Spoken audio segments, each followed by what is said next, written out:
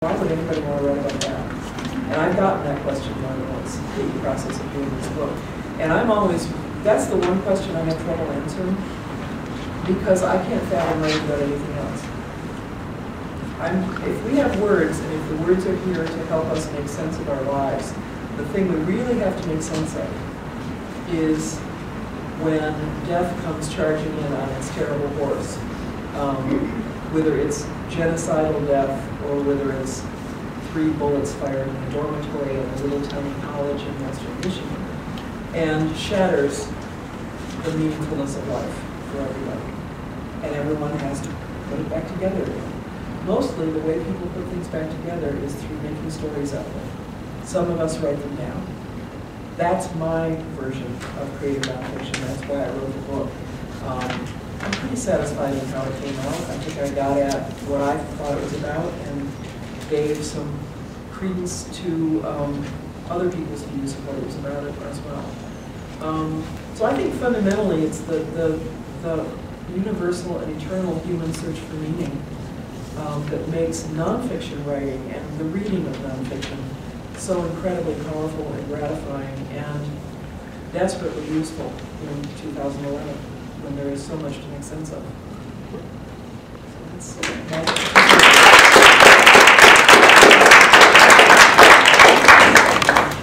hey, I've been reading and talk for a while about the work that I do. I'd like to say something just about nonfiction. And I agree that probably on the case they were doing nonfiction. And I know that the rigors of journalism asks you to come at these things in this very square and important way. But nonfiction has always been among us. We think about the great writers of the past, and I think of it in those larger terms of what we used to call belles lettres, or I teach in American literature, writers like Thoreau or Emerson, who were doing the things that we've been talking about in a world that was basically non-fiction terrain.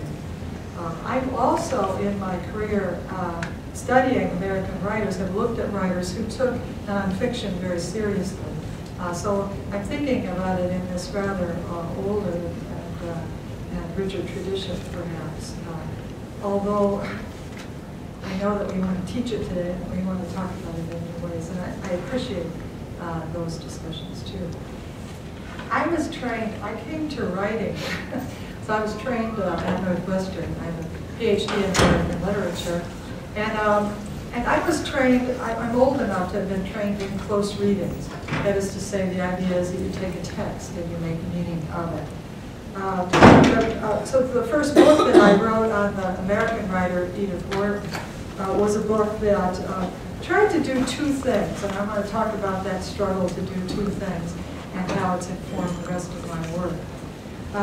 The first thing I tried to do with the writer, well, the writer Edith Wharton she was an overlooked writer at the time. She's not anymore. And I was part of that early group that started the Wharton Society and brought her really into the American canon. But I struggled to tell the story of her life on one hand, a kind of narrative about what happened, with a good deal of sort of validity and truth. I was seeking that, and a good deal of imaginative play too, because she had an interesting life for me. And then in that book, I separated the discussion of her books out into chapters one by one of these sorts of close readings. And I could see, having done that book's still in print, by the way, I could see by doing that book that if I continued to do these things, that the kind of writing that I could do as an academic was, it seemed to me sort of smaller and smaller and more formulaic. Also in my field, there's a kind of rage in the late 20th century for theory and for a more abstract and rarefied world. And I really didn't want to write a book that only 100 people had come to read. 30 of them might understand. And anybody who knew anything would say it doesn't make any sense. All those things are true about some of that theoretical stuff. And I knew that that was not the world I wanted. I wanted a wider audience. And I always think when I sit down and start to write, who's my audience? The audience for some of you might have known it, the audience for my Jane Addams book was Mary Meter. Did anybody ever know Mary Meter? Oh, she was so harsh and so difficult and so smart. So I always have a reader in mind. But the things that were working against me, two things that were working against me as a writer.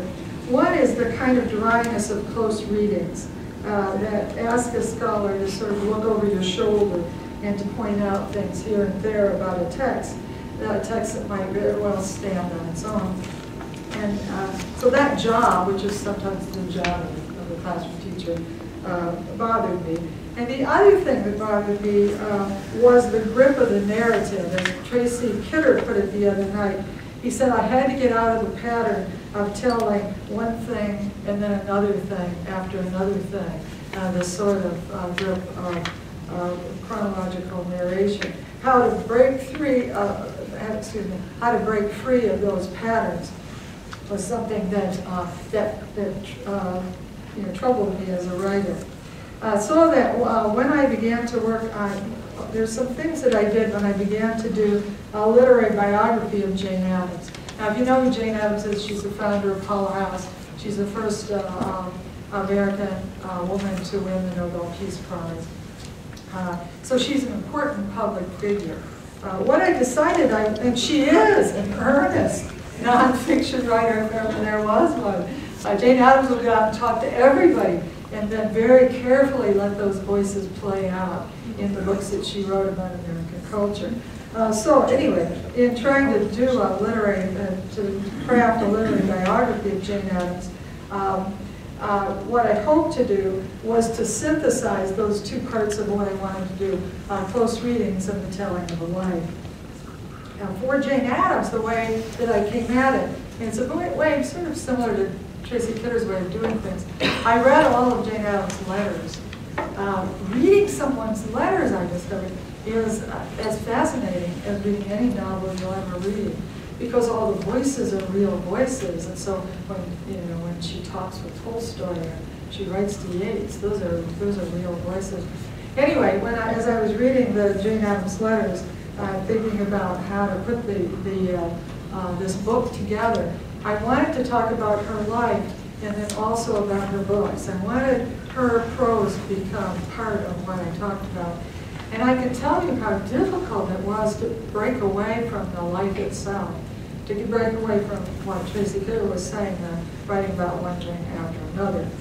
But it was a wonderful and a kind of rigorous journey for me to try to break me free of some of the things that the Academy asks of a scholarly writer. And so I worked and completed that book, the Jane Addams book. I have to say that you never know when you write a book who your audience is going to be. The people who've taken up Jane Addams, and she has come back, she is being retrieved as a woman, as a female writer in this country. The philosophers have been fascinated by her.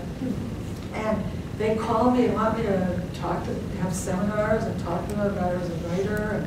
And, it's absolutely refreshing and puzzling to be in a room with people who think about the world in very different ways than we do.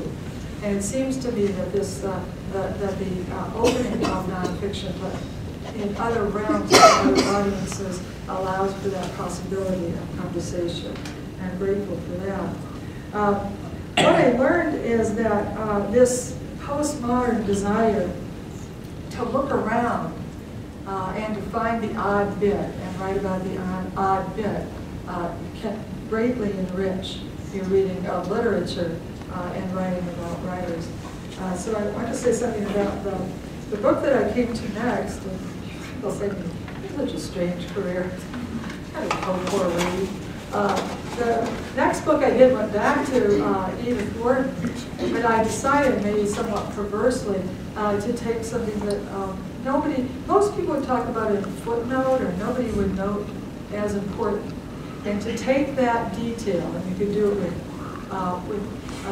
with any kind of nonfiction, I suppose, take that bit and made it the center of the story. So then coming back to Wharton, I wrote a book called Edith Wharton and the Making of Fashion, which seems sort of far afield from Jane Addams, but not so much if you would read the books.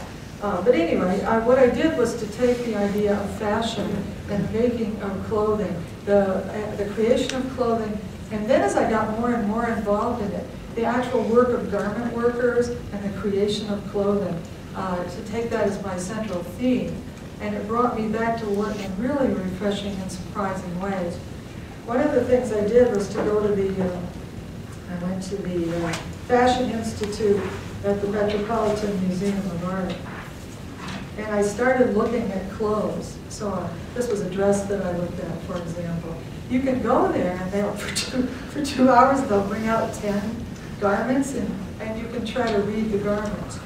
And so with that same sort of attention to journalistic accuracy, when they got these dresses out and took them out of the muslin wrap and put them out on the table, and a woman who knew fashion history started talking to me about the garment. I was just fascinated. I thought I was really clever and a close reader and really smart. And I looked at the dress and I thought, I don't have any skills here. How do I begin to talk or think about it? I wrote no notes the first day I went, and I thought, that's really strange. And then the woman opened the dress for me, and as she opened all the what do you call these things? Hooks and eyes. Yeah, the fasteners, thank you. I opened the dress up, and here was this marvelous world of stitching and embroidery, and the fascinating work on the underside of fashion. And I began to think about that too. So that it led me back to Edith Wharton in maybe this even journalistic way almost. But I went back to her work, and I don't know if you know about Edith Wharton. She was a wealthy woman whose books are about fashion, and she'd dress her characters up and then judge them by what she'd just put on them. Pretty good at that, actually. Like my mother.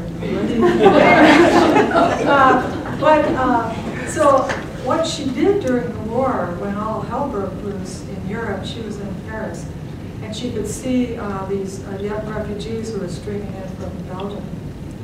She was also buying her dresses in the couture industry in the Rue de la Paix in Paris, and all those seamstresses were in the war. She started the sewing room. She could give jobs to 90 women, and she was really proud of the fact that they made their own money. She bullied her friends into buying the garments, of course. But what I found in this trying to get at Edith Wharton in this new way, going far afield to something I didn't know well, and bring that into the focus of the study, is I found that it was a much fuller and fresher story than I had had before. The book that I'm working on right now, that Marcia was having trouble trying to figure out how to talk about, is a book, let's see. Oh, I could tell you too. The American Library Association has given this book an outstanding academic title.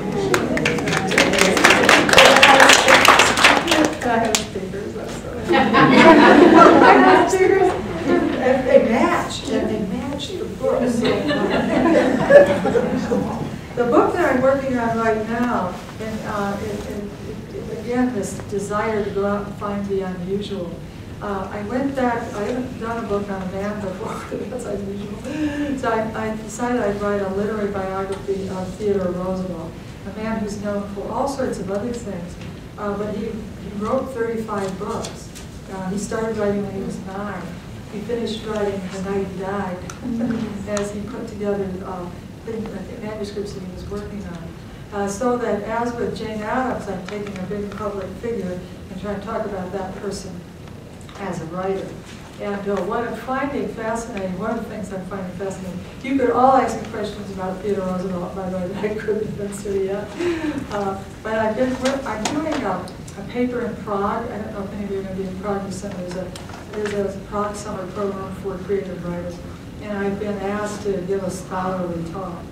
And then, darn it, I was said damn it. Darn it, if they didn't make the theme music.